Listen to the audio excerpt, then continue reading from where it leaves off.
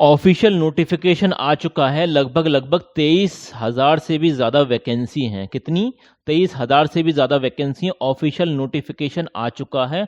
अगर आप भी गवर्नमेंट डिपार्टमेंट, गवर्नमेंट कार्यालय, विभाग वगैरह में काम करना चाहते हैं और वो भी जो क्वालिफिकेशन आपसे मांगी जा रही है ओनली 12th बेसिस पर, तो आपके लिए ये मैं कह सकता हूँ लास्ट चांस है। बहुत ज़बरदस्त वैकेंसी है अक्टूबर 2025 की।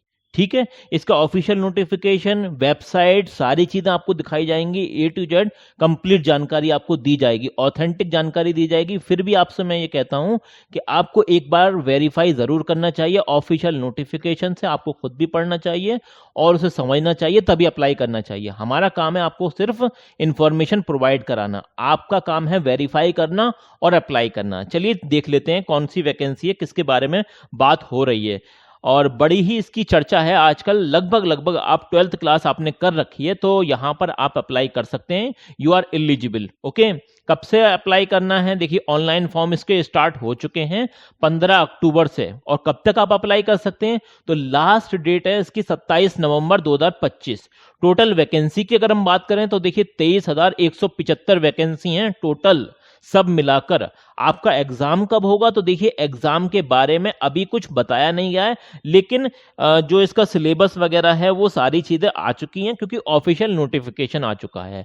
वो मैं आपको दिखा दूंगा। और एक बड़ी बात यह है कि आपको यहां पर बुक भी ले जा सकते हैं एग्जाम में, ये भी यहां पर बताया गया है, वो भी ऑफिशियल नोटिफिकेशन से।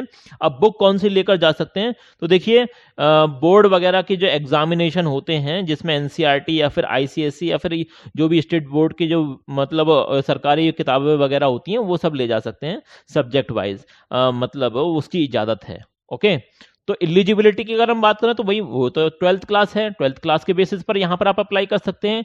किस किस मतलब अलग अलग यहाँ से आप कह सकते हैं कि एलडीसी की वैकेंसी है, और रेवेन्यू एम्प्लॉय की वैकेंसी है, और पंचायत सेक्रेटरी की वैकेंसी है, फ्लोरिस्ट इंस्पेक्टर की वैकेंसी है। जितनी भी वैकेंसी हैं सारी की सारी ऐसी हैं जिस पर आप 12th क्लास के बेसिस पर, मतलब आपने 12th क्लास पूरी कर रखी है तो आप अप्लाई कर सकते हैं। तो जबरदस्त मौका है, और एज रिलैक्सेशन भी काफी दे रखा है। टैंक सहायक क्लर्क की भी वैकेंसी है। अब यहां पर अगर हम बात करें तो 12th क्लास तो आपने कर रखा है, उसके साथ साथ आपके पास बेसिक कंप्यूटर की नॉलेज होनी चाहिए और आपकी टाइपिंग स्किल अच्छी होनी चाहिए, ये भी आपकी चेक होगी। CCC वगैरह का आपने कोर्स कर रखा है तो आपके चांसेस हो जाएंगे। अब यहाँ पर अगर हम बात करें पे लेवल की, मतलब आपकी सैलरी वगैरह की, तो उससे रिलेटेड क्या जानकारी दे रखी है तो वो समझ लीजिए। अलग अलग जितनी भी पोस्ट हैं जैसे कि फ्लोरिस्ट एंड असिस्टेंट इंस्ट्रक्टर, तो इसकी जो सैलरी होने वाली है वो ये यहाँ पर मेंशन कर रखी है, ये लेवल 4 की होने वाली है।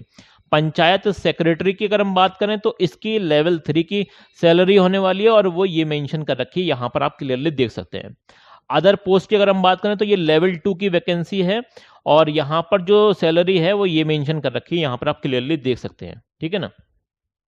अगर हम बात करें एप्लीकेशन फीस की, तो एप्लीकेशन फीस यहाँ पर बहुत ही मिनिमम है, जितना एसएससी में होता है वही है। क्योंकि यहाँ पर आप देख सकते हैं जैसे कि 100 रुपीज़ यहाँ पर फीस है, 100 रुपीज़ यहाँ पर, और 100 रुपीज़ ही यहाँ पर। अगर आप फीमेल कैंडिडेट्स हैं तो भी 100 रुपीज़, SC ST या फिर PWD कैंडिडेट्स हैं तब भी 100 रुपीज़, और जनरल OBC या EWS है तब भी 100, सबके लिए 100 रुपये की फीस है। ओके, ये बात समझ में आ गई। चलिए इसके बारे में देखिए, अभी आप घबराइएगा मत, मैं आपको ऑफिशियल नोटिफिकेशन भी दिखाऊंगा और वेबसाइट भी दिखाऊंगा कहां से आपको फॉर्म फिलअप करना है। A to Z कंप्लीट जानकारी मिलेगी, और आपको वीडियो के डिस्क्रिप्शन में लिंक भी प्रोवाइड करा दूंगा। ओके, जहां से आप डायरेक्टली फॉर्म फिलअप कर सकते हैं। अगर हम एज लिमिट की बात करें तो 1/8/2025 से आपकी एज काउंट होगी। अगर हम मिनिमम एज की बात करें तो 18 साल तक के लोग अप्लाई कर सकते हैं, और मैक्सिमम की बात करें अगर मेल कैंडिडेट की तो वो 37 है, मतलब 37 साल तक के लोग। और अगर ये जनरल कैंडिडेट्स के लिए हैं, अगर हम बात करें जो रिजर्व कैटेगरी है SC ST OBC, उनके लिए रिलैक्सेशन है, वो अगली स्लाइड में मैं आपको बताऊंगा। अगर हम बात करें मैक्सिमम एज की तो ये 40 ईयर है, ये फीमेल के लिए, जनरल कैंडिडेट्स के लिए। ठीक है, चलिए आगे देख लेते हैं एज रिलैक्सेशन, और वो भी जो रिजर्व कैटेगरी है उनके लिए। अगर हम बात करें SC ST के लिए तो यहां पर 5 ईयर का रिलैक्सेशन है, जो कि 42 साल तक के लोग अप्लाई कर सकते हैं इस वैकेंसी के लिए। और ओबीसी कैंडिडेट्स 3 साल का इनका एज रिलैक्सेशन मिलेगा, 40 साल तक के लोग अप्लाई कर सकते हैं। और ईडब्ल्यूएस जो कैंडिडेट हैं उन्हें 3 साल का रिलैक्सेशन मिलेगा, ये 40 साल तक के लोग अप्लाई कर सकते हैं। अगर हम बात करें एक्स सर्विसमैन, अगर आपने कहीं पर जॉब कर रखी है, सरकारी जॉब कर रखी है, तो वो एक्स सर्विसमैन में आता है।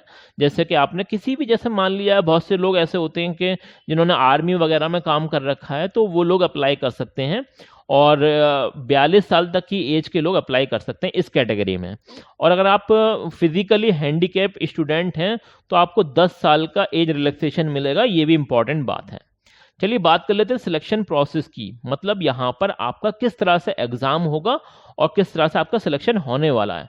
तो देखिए, पहली इंपॉर्टेंट बात यह है कि यहाँ पर आपका प्रीलिम एग्जाम होगा, फिर मेंस एग्जाम होगा और कंप्यूटर टेस्ट होने वाला है।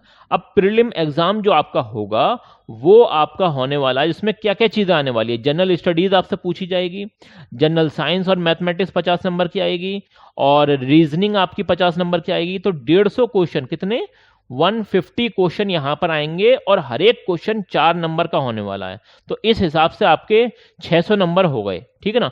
600 नंबर का पहला पेपर होने वाला है, जिसमें नेगेटिव मार्किंग यहां पर आपकी होने वाली है -1 की, ओके।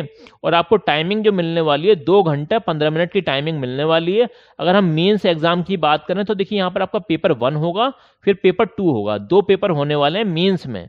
जो लोग प्रीलिम क्वालिफाई करेंगे उन्हें ही मौका मिलेगा मेंस में जाने का। अब यहां पर आप क्लियरली देख सकते हैं, यहां पर आपकी हिंदी लैंग्वेज की चेक होगी, तो उसमें 100 क्वेश्चन आएंगे हिंदी लैंग्वेज से रिलेटेड, जो कि नंबर ऑफ, मतलब यहाँ पर आपके कितने नंबर के होंगे, वो 400 नंबर के होने वाले हैं। तो हर एक क्वेश्चन 4 नंबर का होने वाला है। और यहाँ पर आपको जो टाइमिंग मिलेगी वो वही टाइमिंग है, 2.5, मतलब यहाँ पर 2 घंटा 15 मिनट की टाइमिंग आपको मिलने वाली है। पेपर 2 का सेम सिलेबस है जैसे कि प्रीलिम एग्जाम का है, वही आपकी जनरल स्टडीज है, जनरल साइंस है, रीजनिंग है। 150 क्वेश्चन होने वाले हैं, 600 नंबर के होने वाले हैं, 4 नंबर का एक क्वेश्चन होने वाला है। नेगेटिव मार्किंग आपकी होगी -1 की, ओके। टाइमिंग आपका वही रहने वाला है, 2 घंटा 15 मिनट का। तो ये इंपॉर्टेंट बात हो गई। चलिए अप्लाई कैसे करना है वो मैं आपको समझा दूंगा, और इसका ऑनलाइन फॉर्म फिलअप करना है, इसकी हम ऑफिशियल वेबसाइट पर चलते हैं, वहां से देख लेते हैं सारी चीजें। लेकिन आगे बढ़ने से पहले अभी तक आपने हमारा चैनल रोजगार update with Adil Khan subscribe नहीं किया तो सब्सक्राइब कर दें, क्योंकि यहाँ पर सबसे ज्यादा ऑथेंटिक इन्फॉर्मेशन आपको मिलती है गवर्नमेंट जॉब से रिलेटेड। चलिए इसकी ऑफिशियल वेबसाइट देख लेते हैं। तो ये है बिहार स्टाफ सिलेक्शन कमीशन की ऑफिशियल वेबसाइट। यहीं से आपको नोटिफिकेशन मिल जाएगा, यहां पर आप क्लिक करेंगे तो आपको नोटिफिकेशन मिल जाएगा। ये नोटिफिकेशन है, आप क्लियरली देख सकते हैं। देखिए बिहार का ये जो है ना, बिहार कर्मचारी चयन आयोग, ठीक है ना। तो यहीं से वैकेंसी निकली है, और अलग अलग जो विभाग हैं, कार्यालय हैं, इंटर स्तरीय मतलब 12th लेवल की वैकेंसियां, रिक्तियां हैं, ठीक है ना। और यहाँ पर आरक्षण वाइज सारी चीजें दे रखी हैं। ये ऑफिशियल नोटिफिकेशन है, जिसकी लिंक मैं आपको वीडियो के डिस्क्रिप्शन में दे दूंगा। आपको वहां से खुद चेक करना चाहिए, खुद एक एक चीज को एनालाइज करना चाहिए, तभी अप्लाई करना चाहिए। चलिए यहाँ देख लेते हैं कि कैसे अप्लाई करना है। और यहाँ पर आप जैसे आएंगे तो सबसे पहले आपको क्या करना पड़ेगा, यहाँ पर न्यू रजिस्ट्रेशन करना पड़ेगा, ओके। यहाँ पर आप न्यू रजिस्ट्रेशन करेंगे तो सबसे पहले यहाँ पर आप जैसे आप आएंगे तो यहाँ पर आपको न्यू रजिस्ट्रेशन करना पड़ेगा, ठीक है ना। सारी चीज़ें आपको यहाँ से मिल जाएंगी, समझ में आ जाएंगी। फिर भी कोई बात समझ में ना आए तो ये है आपका चैनल रोजगार अपडेट विद आदिल खान। हमने जितनी भी जानकारी बताई है आपको, एक बार आपको वेरीफाई करना जरूरी है, उसके बाद ही आप अप्लाई करें। कभी कभी ऐसा होता है कि बताने में कहीं ना कहीं थोड़ी बहुत गलती हो जाती है, तो आपकी भी जिम्मेदारी है कि सही से एक बार नोटिफिकेशन को आप भी देख लें तो और वेरीफाई कर लें, उसके बाद अप्लाई करें। फिर भी कोई बात समझ में ना आए तो कमेंट सेक्शन आप ही लोगों के लिए बनाया गया है। जो बात समझ में ना आए कमेंट सेक्शन में लिख देना, हम अपनी तरफ से पूरी कोशिश करेंगे आपके हर एक सवाल का सही जवाब देने का, ठीक है। चलिए मिलते हैं अगली वीडियो में, तब तक के लिए best of luck for your career.